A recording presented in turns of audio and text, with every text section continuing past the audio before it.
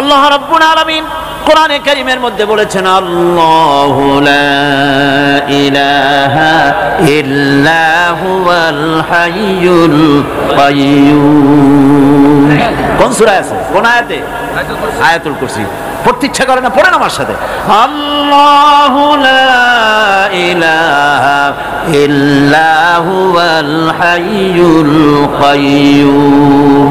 আল্লাহ হচ্ছেন তিনি যিনি ছাড়া কোনো উপাস্য নাই, কোনো ইলাহ নাই, কোনো মাবুদ নাই, যিনি ছাড়া আর কোনো ইবাদতের মালিক নাই, আর যিনি হচ্ছেন সদা জাগ্রত চিরঞ্জীব, সার্বভৌমত্বের একচ্ছত্র মালিক, যিনি সদা জাগ্রত চিরঞ্জীব, তিনি হচ্ছেন আল্লাহ।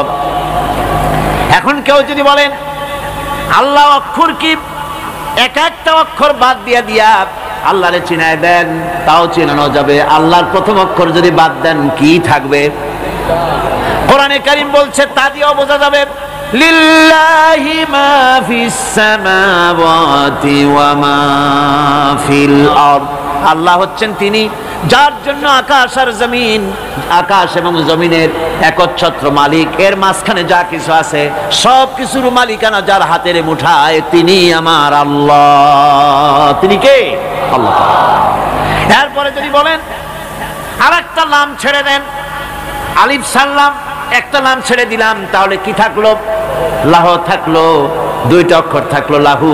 এই লাহু দিয়েও আল্লাহ রাব্বুল আলামিনের সিফাতকে, তার গুণকে বোঝা যাবে।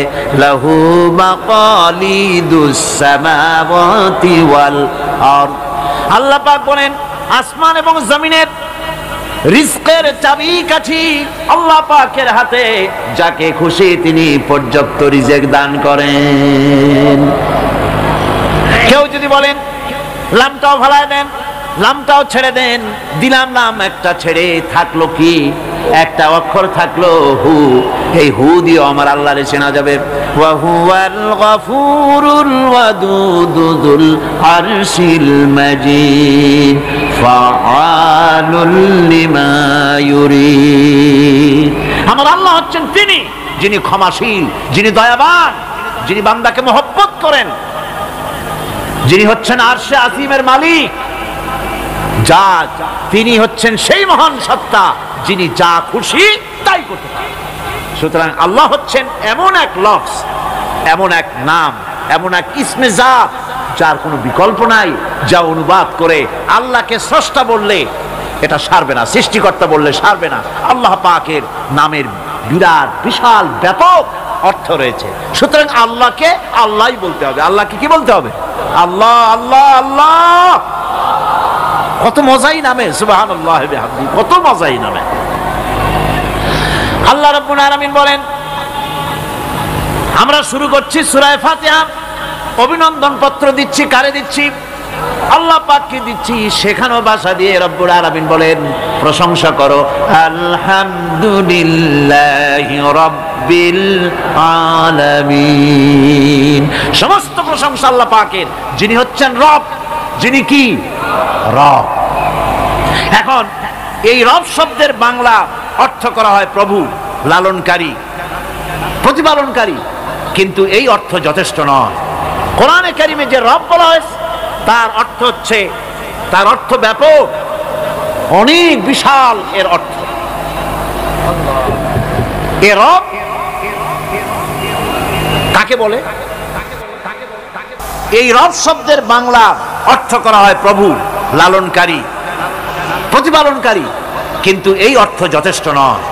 কোরআনে কারিমে যে রব বলা হয়েছে তার অর্থ হচ্ছে, তার অর্থ ব্যাপক, অনেক বিশাল এর অর্থ। এ রব কাকে বলে? আমি রবের সমস্ত ব্যাখ্যা করতে পারবো না, তবে অল্প কথায় এমন ভাবে বলতে চেষ্টা করব যাতে করে আপনাদের বুঝে আসবে ইনশাআল্লাহ। আমরা বলি ইনশাআল্লাহ। এখন আপনারা যদি আমাকে প্রশ্ন করেন যে অত কথা বুঝি না, এক লাইনে এক বাক্যে বুঝায় দেন রব কাকে বলে, তাহলে আমি কথাটা এইভাবে বলবো, যাহার যখন যে জিনিসের যতটুকু প্রয়োজন তাহাকে তখন সেই জিনিস ফরিয়াদ করার আগে যিনি পৌঁছে দেন তার নাম হচ্ছে রব। এ রব হচ্ছে তার মধ্যে রুবুবিয়তের সম্পূর্ণ কোয়ালিটিতে ভর্তি। আল্লাহ পাকের মধ্যে রুবুবিয়তের কোয়ালিটি। রব শুধু সৃষ্টি করেই ছেড়ে দেন না, প্রতিপালন করেন, পূর্ণতায় পৌঁছে দেন। সুবহানাল্লাহ বলতে ইচ্ছে করে না ভাইরা? দেখেন আল্লাহ রাব্বুল আলামিন এমন রব, বাংলাদেশের কুকুর আর আমেরিকা ইউরোপের শীত প্রধান দেশের কুকুর একরকম নয়। আমাদের দেশের পশু ইউরোপ আমেরিকা শীত প্রধান দেশের পশু একরকম নয়। তার কারণ হলো আমাদের দেশে শীত কম, নাতিশীতোষ্ণ অঞ্চলের মধ্যে খানিকটা পড়ে যায়। এখানে পশুদের গায়ে কম পশম থাকলে কোনো অসুবিধা নাই। ভেড়া, ঘোড়া, কুকুর, বন্য প্রাণীকে কেউ তো কম্বল দেয় না, ল্যাব দেয় না, রাজাই দেয় না, খাতা দেয় না, চাদর দেয় না। আল্লাহ রাব্বুল আলামিন তিনি এমন রব, শীত প্রধান দেশের পশুদের গায়ে পশম দিয়া চিরস্থায়ী কম্বল জড়ায় দিয়েছেন। এটা হচ্ছে রব।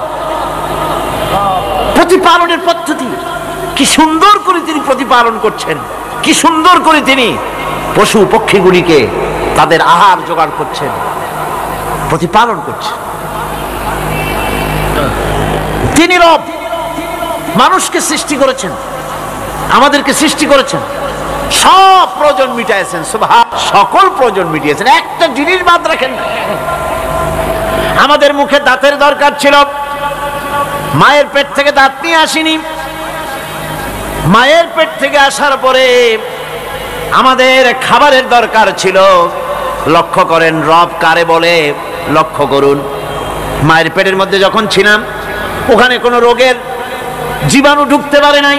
ফি করারিম মাকিন, একটি সুরক্ষিত জায়গায় আল্লাহ রাব্বুল আলামিন বাচ্চাকে রেখেছেন, যেখানে কোনো সর্দি হবে না, জ্বর হবে না, সর্দি হবে না, ব্রঙ্কাইটিস হবে না, ডায়াবেটিস হবে না, প্রেসার হবে না। মায়ের পেটের মধ্যে বাচ্চাকে এমন জায়গায় আল্লাহ যত্ন করে রেখেছেন।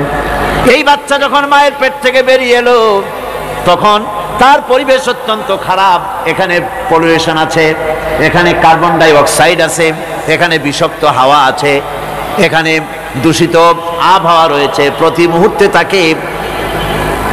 মুহূর্তে রোগ তাকে হামলা চালাতেছে। এই রোগের থেকে সে বাচ্চা বাঁচবে কি করে? এজন্য রব্বুল আলামিন তিনি এমন রব, মায়ের বুকের মধ্যে যে খাবার তৈরি করলেন বাচ্চার, ওই খাবারের মধ্যে বাচ্চার ওষুধও আল্লাহ পাক বানায়া দিলেন। মায়ের বুকের দুধ শুধু দুধ নয়, এটা ওষুধ। সুবহানাল্লাহ। এটা খাদ্য, এটা ওষুধ, এটা ভিটামিন, এটা ক্যালসিয়াম, এটা কার্বোহাইড্রেট, যা দরকার বাচ্চার জন্য সব আল্লাহ মায়ের দুধের মধ্যে দিয়ে দিলেন। যতক্ষণ বাচ্চা পেটে ছিল দুধ ছিল ঘন, যখন বাচ্চা মায়ের পেট থেকে বেরিয়ে এলো দুধটা হয়ে গেল পাতলা। এই পাতলা দুধটা খাবে, ওষুধ আছে এর মধ্যে, ভিটামিন আছে, খাইতে যেন বিস্বাদ না হয় একটু মিষ্টি দিয়ে দিলেন আল্লাহ, যাতে বাচ্চা মুখ ফিরায় না নেয়, সেজন্য খাইতে চায়। তারপরে যখন বাচ্চার হাড্ডি খেতে হবে, মাছ খেতে হবে, গোশত খেতে হবে, দুধের আর দরকার নাই। তার শরীরের ভিতরে রেজিস্ট্যান্স, রোগ প্রতিরোধক শক্তি তৈরি হয়েছে। এখন আরো ভালো খাবার দরকার। আল্লাহ রাব্বুল আলামিন মায়ের দুধকে শুকায় দিলেন, চুষলো আর পাওয়া যাবে না, দুধ শুকায় গেছে। এখন বাইরের খাবার খেতে হবে। আসছিল যখন মুখে দাঁত ছিল না, বাইরে যখন এলো দাঁতের যখন দরকার হলো, কোন আল্লাহর বান্দা কি আল্লাহর কাছে দরখাস্ত করেছেন যে আল্লাহ আমার কয়েকখান দাঁত দাও, দাঁত ছাড়া আমি চাবাই কেমন? এই সবগুলি দাঁত কে সেট করে দিলেন? রব্বুল আলামিন দাঁতগুলিকে সেট করে দিলেন। মুখের মধ্যে দাঁত এসে গেল। আল্লাহ রাব্বুল আলামিন শরীরটাকে সাজিয়ে গুছিয়ে, হিউম্যান বায়োলজি যাকে বলা হয়, এই শরীরকে যে সুন্দর করে আল্লাহ পাক তৈরি করলেন, বলে শেষ করা যাবে না কত সুন্দর করে আল্লাহ পাক বানিয়েছেন। আপনার মাথার ভিতরে সেল তৈরি করা হলো, ব্রেন তৈরি করা হলো। এই ব্রেনটা শুকনা জায়গায় রাখা হয় নাই। শুকনা জায়গার মধ্যে ব্রেনটা যদি থাকতো, নড়াচড়া করে আপনার ব্রেনের যে টেকনোলজি আল্লাহ পাক ইউজ করেছেন সেটা অসুবিধাগ্রস্ত হতো। এই জন্য ক্রিম যেভাবে পানির মধ্যে ভাসা থাকে, পানির মধ্যে ভাসমান ক্রিম মাখন যেভাবে রাখা হয়, সামান্য পানির মতো করে এর ভিতরে ব্রেনটাকে রাখা হয়েছে। এই ব্রেনের ভিতরে, ব্রেন হচ্ছে পৃথিবীতে কম্পিউটার। আজকের কিন্তু মানুষের মাথায় যে কম্পিউটার আল্লাহ পাক দান করেছেন, এই কম্পিউটারের সামনে দুনিয়ার কম্পিউটার এতিম। এবার লন্ডন গিয়েছিলাম, প্রত্যেক বছর 1.5 মাস 2 মাস সময় পাই, কিন্তু আপনারা দোয়া করেছেন এখন পার্লামেন্টে সময় দিতে হয় বেশি, বিদেশের সফর কমে গিয়েছে। 10 দিনের জন্য গিয়েছিলাম, ওরা আমাকে একটা ডায়েরি দিল। সেই ডায়েরিটার ভিতরে ডিজিটাল ডায়েরি, এই ডায়েরির মধ্যে তারা বলল যে এরকম, এই যে কাগজটা আপনারা দেখতে পাচ্ছেন, এই রকমের কাগজের 10 লক্ষ পাতা লিখতে যত কাগজ লাগে, এরকমের 10 লক্ষ পাতার লেখা ছোট্ট এই ডায়েরিটার মধ্যে ঢুকাই দেওয়া যায়।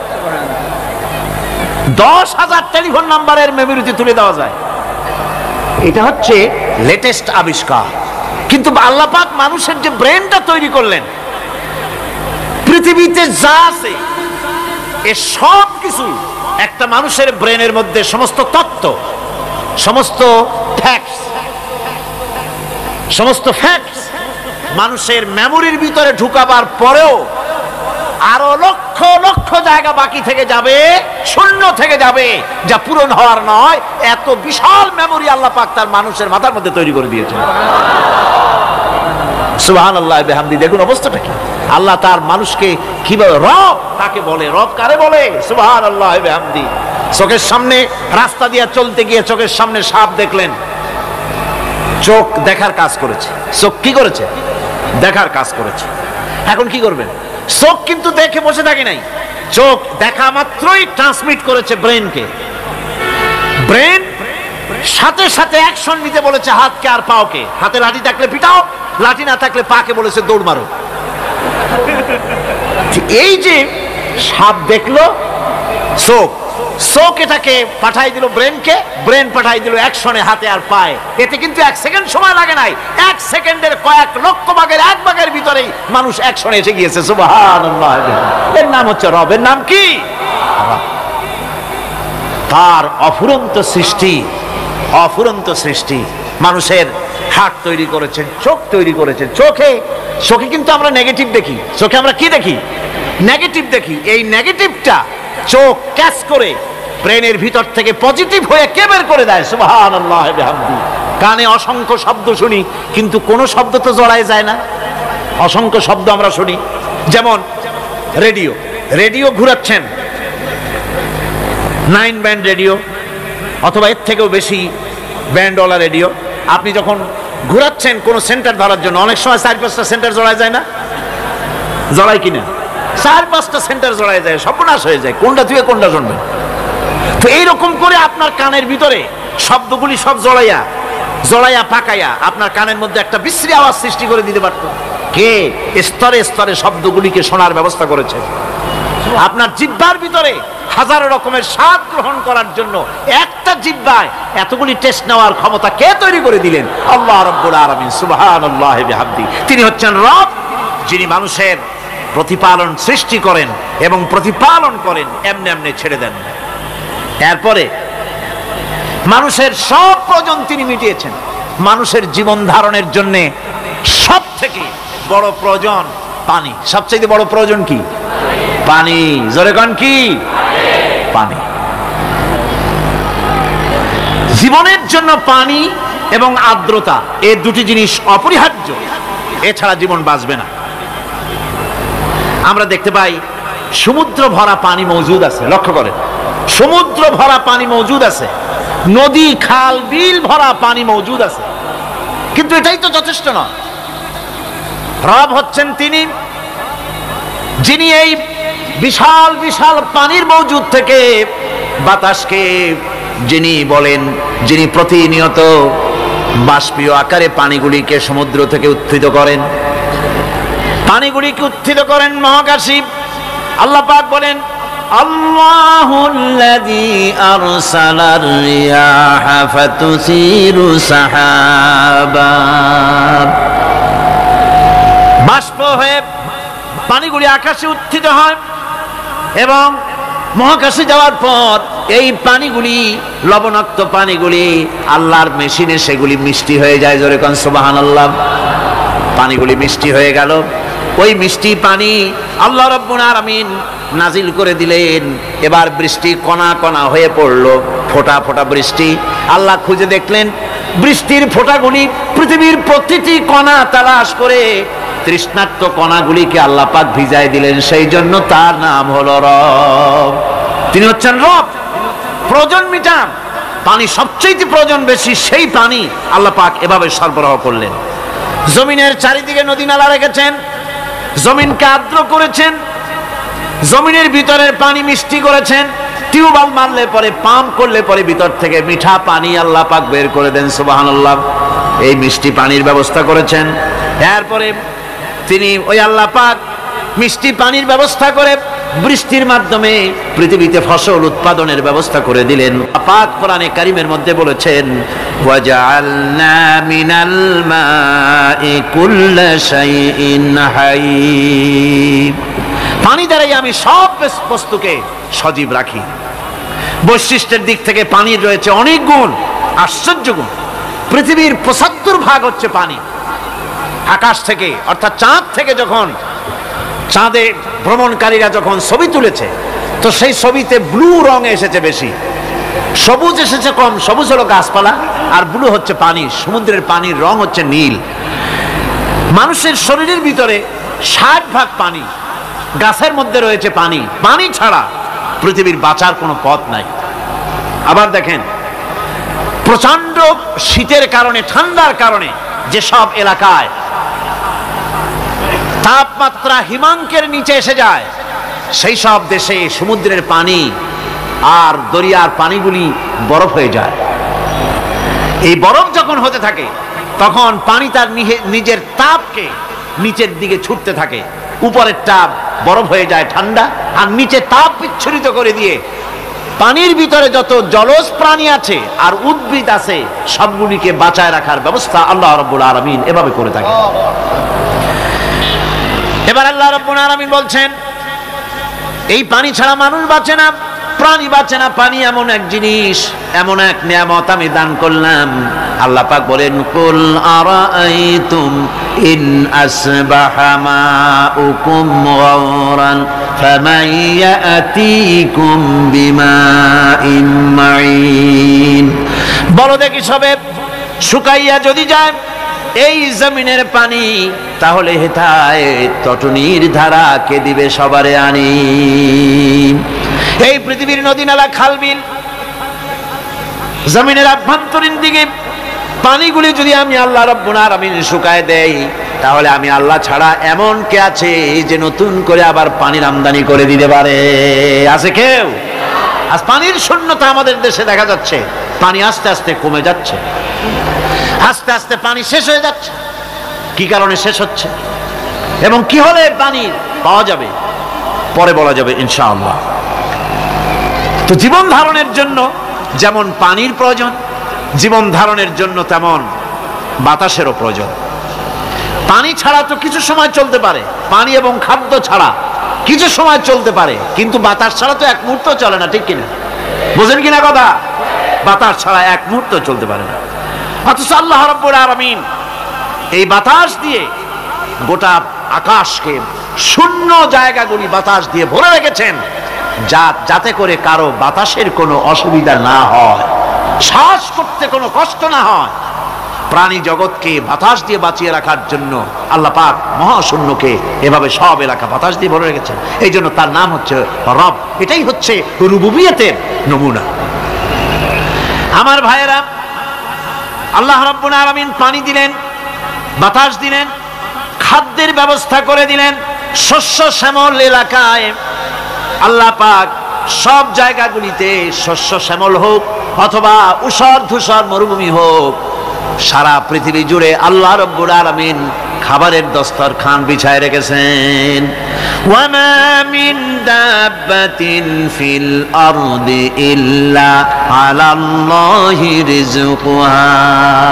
এই পৃথিবীর বুকে এমন কোন বিচরণশীল জীব নাই যেই জীবের রিজকের দায়িত্ব আমি আল্লাহ আমার নিজ হাতে গ্রহণ করি নাই। জোরে বলেন সুবহানাল্লাহ। সব রিজেক আমি ছড়াই রেখেছি বিশ্ব জুড়ে সর্বত্র। আল্লাহ পাক বলছেন, فلينظر الإنسان إلى طعامه أنا صببنا الماء صبا ثم شققنا الأرض شقا فأنبتنا فيها حبا আল্লাহ পাক বলছেন মানুষের উচিত নিজ খাদ্যাদির দিকে লক্ষ্য করা, নিজের খাদ্যের দিকে লক্ষ্য করা। যেহেতু এই খাদ্য প্রতিদিন তার সামনে আসে, এদিকে তার লক্ষ্য করা উচিত। আমি কিভাবে, আমি প্রথমে জমিনের উপরে পানি বর্ষণ করি, পরে জমিনকে দীর্ণ বিদীর্ণ করি, এরপরে জমিনের ভিতরে উর্বরা শক্তি আমি দান করি। কে বলতেছেন এই কথা? আল্লাহ পাক বলছেন। এরপরে আমি নানান জাতের ফসল ফলন তোমাদের জন্য আমি দান করে দেই। খাদ্যের দিকে নজর করতেই জন্য আল্লাহ পাক বলেছেন মানুষ চতুর্দিক থেকে তো চোখ ফিরাতে পারে, মুখ ফিরাতে পারে, কিন্তু খাদ্যের দিকে তার নজর করতেই হয়। সকালে, দুপুরে, বিকালে, রাত্রে সব সময় তার সামনে খাবার আছে। আল্লাহ পাক বলেন খাবারের দিকে একটু নজর করো, কেমন ভাবে কি সুন্দর করে খাবারগুলি তৈরি করে দিয়েছি, শুরু কিভাবে হলো, পরিপক্ক কিভাবে হলো, সেদিকে তোমরা লক্ষ্য করো। সে লক্ষ্য তো করা নাই, সমানে খায়, বিসমিল্লাহ বলেন, আলহামদুলিল্লাহ বলেন, পাইকারি দরে খাইতেই থাকে। আল্লাহ পাক বলছেন খাদ্যাদির দিকে লক্ষ্য করো। এই যে চাউল তোমরা খাচ্ছ, আটা খাচ্ছ, গম খাচ্ছ, মাছ খাচ্ছ, গোশ খাচ্ছ, তাম পৃথিবীর সমস্ত বিজ্ঞানীরা একত্রিত হয়ে একটা চাউল বানাইতে পারবে? জোরে কোন পারবে? না পারবে। পারবে প্লাস্টিকের চাউল খাবে আর কলেরা হয়ে মরবে। পৃথিবীর সমস্ত বিজ্ঞানীরা একত্রিত হয়ে একটি চাউল বানাতে পারবে না, একটা ডিম বানাতে পারবে না। পারবে একটা ডিম বানাতে? পারবে না। বিজ্ঞানীদের প্রশংসা আমরা করি, হ্যাঁ করি, বিজ্ঞানীরা অনেক কিছু বিশ্বকে উপহার দিয়েছে, কিন্তু মূল রবের কাছে আমরা যাই না, তাকে চিনতেও পারি না, সেখানে যাই না। বিজ্ঞানীরা কি করেছে? আল্লাহর বানানো জিনিসগুলি তারা ডিজাইন করেছে। ডিজাইন করতে তো নিষেধ নাই, আর ডিজাইন করাই যায়, সৃষ্টি করতে পারে না। বিজ্ঞানীরা সৃষ্টি করে নাই, ডিজাইন করেছে। কিরকম? আল্লাহ পাক চাউল তৈরি করেছেন। চাউল তৈরি করেছে কে? বলেন না সবাই। এখন আপনারা সেই চাউল দিয়ে পিঠা বানান, পায়েস বানান, সেই চাউল দিয়ে ভাপা পিঠা, আরো কি যেন খায় চট্টগ্রামে রস দিয়া, ওটাকে কি কয়? দই পিঠা নাকি? ধোঁয়া পিঠা। এইভাবে করে আপনি ডিজাইন তৈরি করছেন। আটা দিচ্ছে, আল্লাহ পাক আটা তৈরি করেছেন, গম দিয়েছেন, এই আটা দিয়ে গোলগোল্লা তৈরি হচ্ছে, এর দ্বারা রুটি তৈরি হচ্ছে, এর দ্বারা অসংখ্য রকমের সিমাই টিমাই ইত্যাদি দিয়ে, লাচ্ছা সিমাই, নানান রকমের সিমাই আপনি ডিজাইন করার অসুবিধা নাই। আল্লাহর তৈরি করা কাঠ দিয়ে ফার্নিচার তৈরি হচ্ছে, টেবিল হচ্ছে, চেয়ার হচ্ছে, গোষ্ঠী শুদ্ধ হচ্ছে। আল্লাহর তৈরি করা লোহা দিয়ে মাইক হচ্ছে, স্ট্যান্ড গান হচ্ছে, ব্রেন গান হচ্ছে, তারপরে প্লেন হচ্ছে। তাহলে আমি বলতে চাইলাম, বুঝাতে চাইলাম, সমস্ত জিনিস এর স্রষ্টা কে? জোরে বলেন কে? বিজ্ঞান শুধু এগুলিকে এক জায়গায় করে অ্যাসেম্বল করেছে, এগুলিকে এক জায়গায় করে এক একটা রূপ দিয়েছে। এখানে বিজ্ঞানের কৃতিত্ব আছে ঠিক, কিন্তু আপনারাই বলেন লোহা যদি আল্লাহ তৈরি না করতেন এই মাইক তৈরি হতো? রাইফেল তৈরি হতো? আর রাইফেল যদি নাই হতো তাহলে কারাগারের বন্দীগুলো মারতেন কি দিয়া? রাইফেল যদি না হতো যুদ্ধ করতেন কি দিয়ে? ঠিক কিনা? যত মারামারি ইত্যাদি যা কিছু হচ্ছে, তো শুধু মারামারির জন্যই তো আল্লাহ লোহা বানান নাই। লোহার সবচাইতে বড় প্রয়োজন হচ্ছে জমিন কর্ষণ করা, জমিন চাষ করা। এই জমিন চাষের জন্য লাঙ্গল দরকার, শাবল দরকার, খন্তা দরকার, কোদাল দরকার। এই লোহার দামকেও আল্লাহ পাক এত লোহা বেশি দিয়েছেন, যার জন্য লোহার দাম কম। সোনা কম দিয়েছেন, যেহেতু সোনার প্রয়োজনীয়তা কম, লোহার প্রয়োজনীয়তা বেশি, এই জন্য লোহা বেশি দিয়েছেন, দামটা কমে গেছে, যার জন্য আপনার আমার জন্য কিনে ব্যবহারটা সহজ হয়েছে। কথা ঠিক কিনা বন্ধুগণ? আল্লাহ রাব্বুল আলামিন এইভাবে করে মানুষের রুবুবিয়তটা, আল্লাহ পাকের রুবুবিয়ত হচ্ছে এই, তিনি মানুষকে সুন্দর করে সৃষ্টি করে যা কিছু প্রয়োজন সবকিছু খাওয়াচ্ছেন, দিচ্ছেন।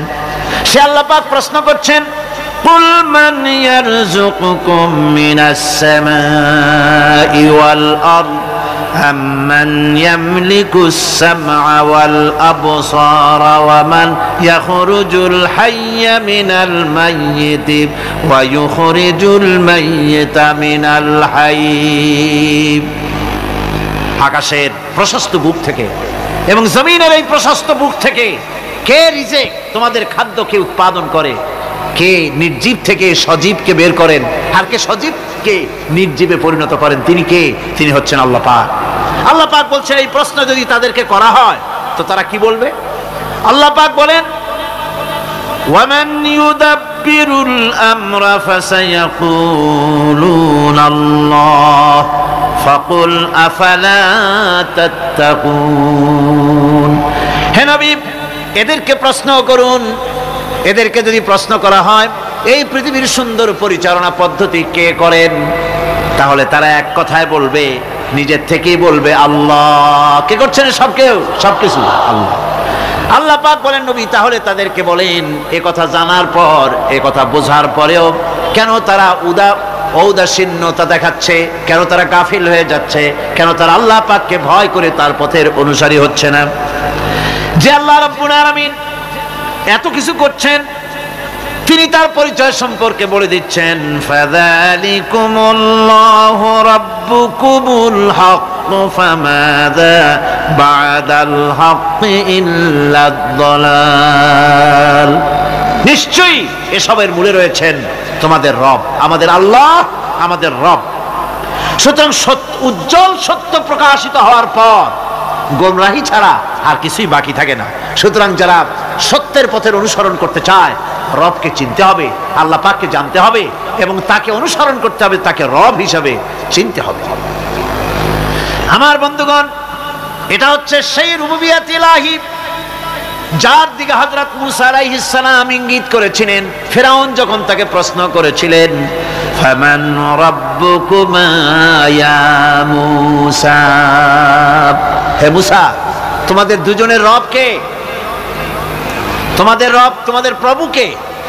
তিনি জবাব দিলেন রব্বুনাল্লাযী আ'তা কুল্লা শাইইন খালকাহু সুম্মা হাদা। রব হচ্ছেন আমাদের তিনি, যিনি নাকি আমাদের প্রতিপালক, আমাদেরকে সৃষ্টি করেছেন এবং আমাদেরকে হেদায়েত দিয়েছেন, সঠিক পথের দিশা দিয়েছেন।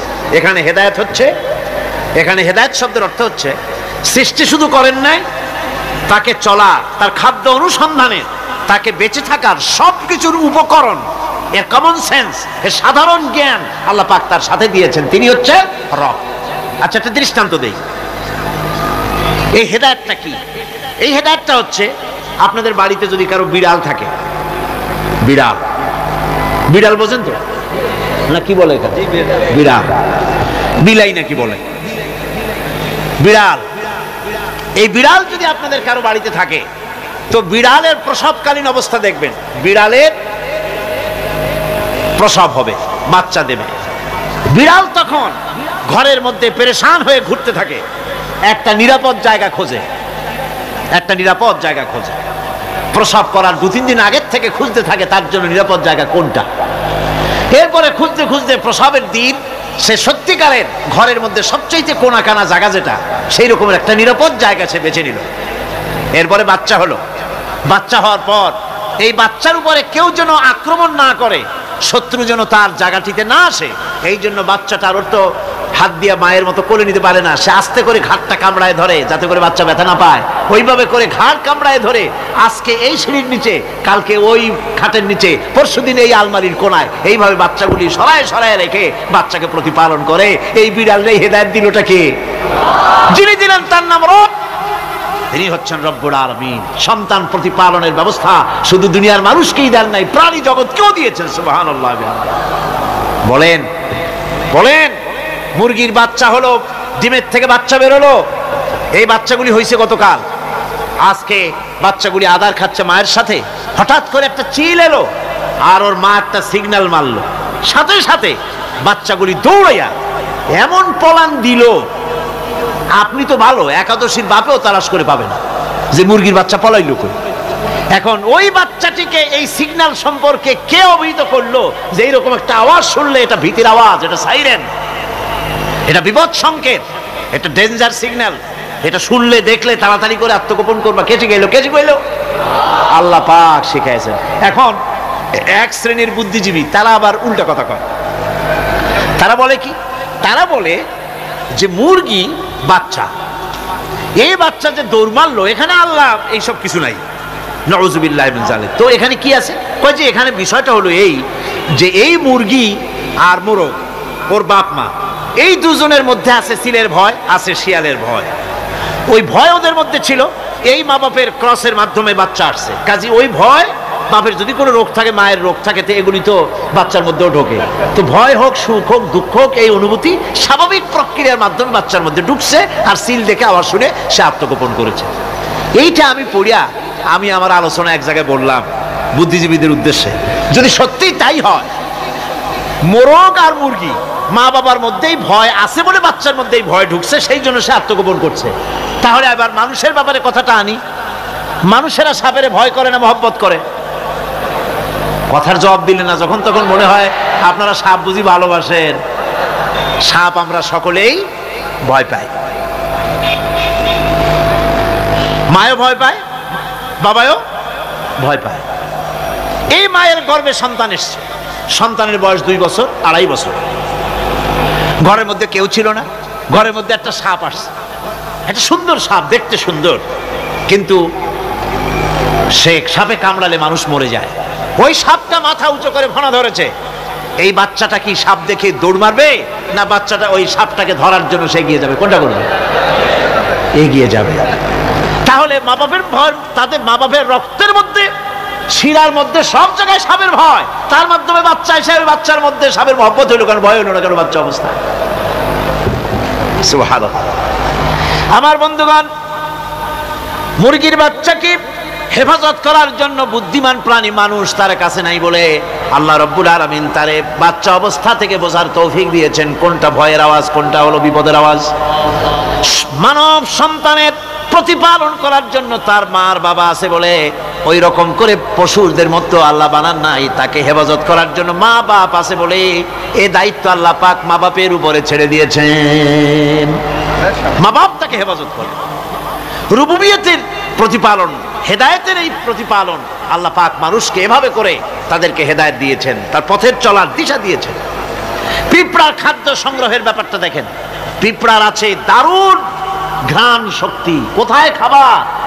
5 তলায় আপনি মিষ্টি খাচ্ছেন, রসগোল্লা থুয়ে দেন, তারপরে দেখেন কোন জায়গায় দিয়ে পিঁপড়া এসে জমের খাওয়া খায়, ঠিক কিনা? দেখেন তার কত তীব্র ঘ্রাণ শক্তি, সেখানে চলে যাচ্ছে। তাকে হেদায়েত দেওয়া হয়েছে, তাকে ঘ্রাণ শক্তি দেওয়া হয়েছে। চিল, শকুন, ঈগল কোথায় থাকে বুঝেন না? মহাশূন্যে 3 থেকে 3.5 মাইল উপরে শকুন, বাজ, ঈগল উঠতে থাকে। খাবে কি? ওখানে তো তার খাবার ছড়ানো নেই। আল্লাহ হচ্ছেন এমন রব, আমাদের স্রষ্টা হচ্ছেন এমন রব, যিনি ওই চিল, বাজ আর শকুন মহাশূন্যে যেগুলি উড়ে বেড়ায়, ওদেরকে আল্লাহ পাক এমন তীব্র দৃষ্টি শক্তি দান করেছেন, 3 মাইল উপর থেকেও ছাগল মুরগি মরা দেখলে ওখান থেকে সে ঝাঁপায় পড়ে তা খেতে পারবে। তাকে দেওয়া হচ্ছে দৃষ্টিশক্তি। এরকম করে যার যা প্রয়োজন, সমস্ত প্রয়োজনগুলি আল্লাহ মিটাচ্ছেন। এরই নাম হচ্ছে রুবুবিয়াতে ইলাহি। এটাই হচ্ছে আল্লাহ পাক রব, এটা তার অসংখ্য প্রমাণ। সেই জন্য আল্লাহ পাক বলেন আলহামদুলিল্লাহি রাব্বিল আলামিন। পড়েন সবাই আলহামদুলিল্লাহি রাব্বিল আলামিন। সমস্ত প্রশংসা হচ্ছে আল্লাহ পাকের জন্য। কোন আল্লাহ? প্রথমে তো আল্লাহ বললাম, তারপর বললাম রব, এখন বলা হচ্ছে কোন রব? যিনি আলামিন, রব্বিল আলামিন, যিনি সমস্ত জাহানের রব। তাহলে বোঝা যাচ্ছে রব, জগৎ একটা না। জগৎ, কথা বুঝতেছেন আমার? জগৎ একটা নয়, অসংখ্য জগৎ আছে, বহুমাত্রিক জগতের কথা এখানে আল্লাহ পাক বলছেন। আমি এই জন্য বলি যে কোরআন হচ্ছে বিজ্ঞানের উৎস। কোরআন বিজ্ঞানের কি? বিজ্ঞানের আবিষ্কার যত বাড়বে, বিজ্ঞান চিরটা কাল কোরআনের কাছে ভিক্ষার হাত দিয়ে এতিমের মতো দাঁড়ায় থাকবে কিয়ামত পর্যন্ত। আজ পৃথিবীর বিজ্ঞানীরা বলছেন জগৎ সম্পর্কে, আমরা মনে করছি পৃথিবীটাকে, আমাদের কাছে জগৎ দুইটা। কয়টা জগৎ? একটা জগৎ হলো এইটা, ইহজগৎ আর পরজগৎ, এছাড়া আর কিছু জানি না। এই দুইটাই জগৎ আমাদের কাছে। এখন দেখেন বিজ্ঞানীরা কি বলছে। বিজ্ঞানীরা বলছেন সৌরজগতে শুধু আমাদের সৌরজগৎটাই শেষ না, অসংখ্য সৌরজগৎ আছে মহাশূন্যে, অসংখ্য সৌরজগৎ। পৃথিবীর প্রতি 4 বিলিয়ন মানুষ যদি এক একটা সৌরজগৎ দখল করে, তাতেও সৌরজগৎ শেষ হবে না, আরো সহস্র সহস্র বিলিয়ন বিলিয়ন সৌরজগৎ আরো ফাঁকা পড়ে থাকবে। এত সৌরজগৎ আল্লাহ সৃষ্টি করেছেন। এই মহাশূন্যে বহুমাত্রিক জগতের কথা আল্লাহ পাক এখানে বলেছেন। এই পৃথিবী একটা জগৎ, এই মাটির তলে আছে আর এক জগৎ, সমুদ্রের ভিতরে আছে পানির তলার আর এক জগৎ। আর মহাশূন্য যে কি তা আপনার মাথায় শূন্য হয়ে যাবে চিন্তা করতে করতে। এই জন্য বিজ্ঞানীরা, বড় বড় বিজ্ঞানী, এরা কিন্তু নাস্তিক হয় না।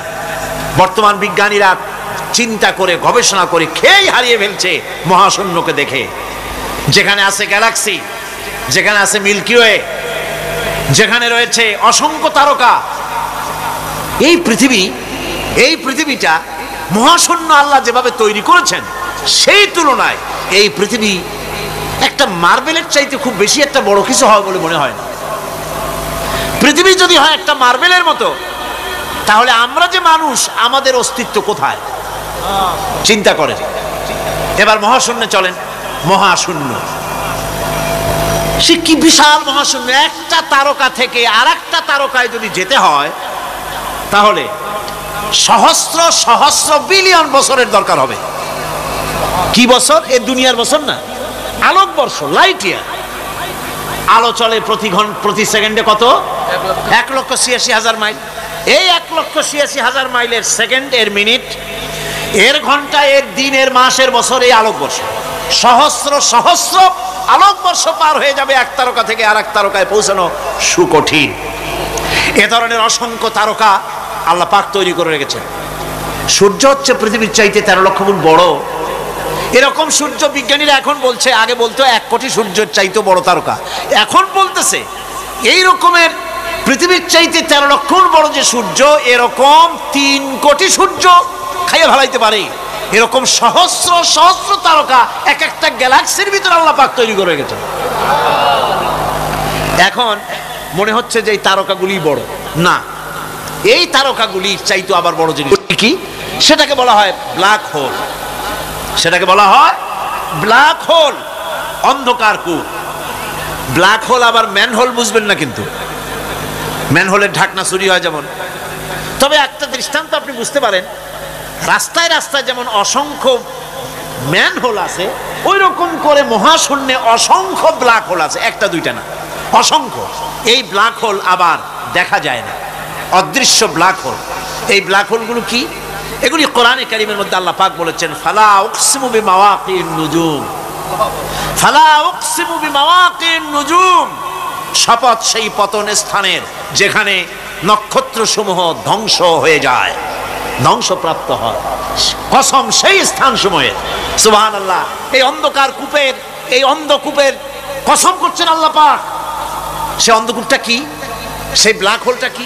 সেই ব্ল্যাক হোল হচ্ছে ওই যে তারকার কথা বললাম, যে সূর্য খাইতে পারে, 3 কোটি সূর্য খাইতে পারে, এই রকমের তারকাগুলি ঘুরতে ঘুরতে কোনো এক কারণে যখন সে ব্ল্যাক হোলের রেঞ্জের মধ্যে এসে যায়, তখন ব্ল্যাক হোল ওকে এমন ভাবে চুষে হজম করে ফেলে, যেমন বাচ্চা চকলেট চুষা খাইয়া ফেলায়, এইরকম ব্ল্যাক হোলগুলি অত বড় তারকাগুলি খাইয়া চুষা শেষ করে ফেলে যায়। সুবহানাল্লাহ বিহামদিহি। বিজ্ঞানীরা বলেছেন, আমাদের এই পৃথিবীটা, আল্লাহ না করুন কখনো, আমাদের এই পৃথিবীটা যদি কোনো ব্ল্যাক হোলের আওতায় পড়ে, ওর রেঞ্জে আসে, তাহলে মাত্র 2 সেন্টিমিটারের মধ্যে পৃথিবীটা তার ঘনত্ব লাভ করে ব্ল্যাক হোলের মধ্যে অদৃশ্য হয়ে যাবে, হারায় যাবে, অস্তিত্ব থাকবে না। আল্লাহ পাক আশ্চর্য লাগে আমার, বিজ্ঞানের বইপত্র যখন পড়ি আমার কাছে আশ্চর্য লাগে, 1400 বছর আগে নবী কোনো বিজ্ঞানাগারে পড়াশোনা করেন নাই, কোন সায়েন্স নিয়ে রিসার্চ করেন নাই। সেই নবীর মুখ থেকে এমন বিজ্ঞানময় কোরআন আল্লাহ বের করালেন যে আজকের পৃথিবীর মডার্ন যুগের বিজ্ঞানীরা কোরআনের কাছে এতিম হয়ে দাঁড়ায় আছে। পৃথিবীর কোন বিজ্ঞানী বলতে পারবে না যে কোরআনে কারিমের অমুক আয়াতটা আনসাইন্টিফিক, এটা হাদিস আমাদের বিজ্ঞানের সাথে মিল খায় না, এমন কথা বলতে পারবে না। বরং কোরআন সার্টিফাই করবে তোমার এই বক্তব্য, তোমার এই থিওরি মোস্ট আনসাইন্টিফিক। কোরআন বলবে, ওরা বলতে পারবে না যে আয়াতটা আনসাইন্টিফিক। সুতরাং কোরআন হচ্ছে মহান বিজ্ঞানময়, কোরআন হচ্ছে আল্লাহ পাকের দেওয়া এক মহান বিধান, যে কোরআনের কারণে আল্লাহ পাক আমাদেরকে হেদায়েত দান করেছেন। সুতরাং এই কোরআন হচ্ছে, কোরআনের মধ্যে যা আছে, গোটা কোরআনে যা আছে সব সূরা ফাতিহা আছে। সুবহানাল্লাহি ওয়া বিহামদিহি। আল্লাহ পাক বলছেন আলহামদুলিল্লাহি রাব্বিল আলামিন। মুহাব্বতের সাথে পড়েন সবাই, আলহামদুলিল্লাহি রাব্বিল আলামিন। সমস্ত প্রশংসা, যাবতীয় প্রশংসা সে আল্লাহ পাকের, যিনি তামাম জাহানের পালনেওয়ালা রব। ইনশাআল্লাহ বাকি কথা আগামীকাল বলবো ইনশাআল্লাহ। সকালে বলেন ইনশাআল্লাহ। মুনাজাতের জন্য দাঁড়ানো ভাইরা সব বসেন, যত লোক দাঁড়িয়ে আছেন সবাই বসেন। প্রথম দিনের মুনাজাত আল্লাহ পাকের দরবারে, সব বসেন, মুহাব্বতের সাথে বসেন আর একটু জিকির করেন লা ইলাহা ইল্লাল্লাহ। আল্লাহুম্মা আমিন। রব্বানা যালামনা أنفسنا وإن لم تغفر لنا وترحمنا لنكونن من الخاسرين ربنا لا تزغ قلوبنا بعد إذ هديتنا وهب لنا من لدنك رحمة إنك أنت الوهاب। হায় আল্লাহ তাআলা, এই বিশাল জনসমুদ্র নিয়ে তোমার দরবারে হাত তুলেছি। কোরআনে কারীমের তাফসীরের মাহফিল আজকের এই প্রথম দিবসে তোমার কোরআন থেকে যে আলোচনা আমরা করেছি, এতে তুমি দয়া করে যে সওয়াব দিয়েছো, মেহেরবানি করে সওয়াবটুকুন রাসূল করিম সাল্লাল্লাহু আলাইহি ওয়াসাল্লামের রূহ মুবারকে পৌঁছায় দাও। तमाम পৃথিবীর মাটির নিচে যত মুমিন মুমিনাত শুয়ে আছে তাদের আরওয়ার পরে সওয়াব পৌঁছায় দাও। আয় আল্লাহ তাআলা, এই বিশাল মাহফিলের আয়োজন যারা করেছেন আল্লাহ পাক তুমি তাদেরকে কোরআনের খাদেম বানায়া দাও। বাস্তব জীবনে কোরআন আমল করার তৌফিক তুমি দয়া করে দান করে দাও। আয় আল্লাহ তাআলা, আয় আল্লাহ তাআলা, আজকে যারা ইসলাম কবুল করলেন, নিজের বাপ দাদার ধর্ম পরিত্যাগ করে যারা মুসলমান হলেন, আয় আল্লাহ পাক তোমার দ্বীনের খাদেম তারা হতে পারে তৌফিক তাদেরকে দিয়ে দাও। সুবহান রাব্বিকা রাব্বিল ইজ্জাতি আম্মা ইয়াসিফুন ওয়া সালামুন আলাল মুরসালিন আলহামদুলিল্লাহি রাব্বিল আলামিন ওয়া জাআলা আখিরা কালিমাতিনা ইনদাল মাউত লা ইলাহা ইল্লাল্লাহু মুহাম্মাদুর রাসূলুল্লাহ। আসসালামু আলাইকুম ওয়া রাহমাতুল্লাহ।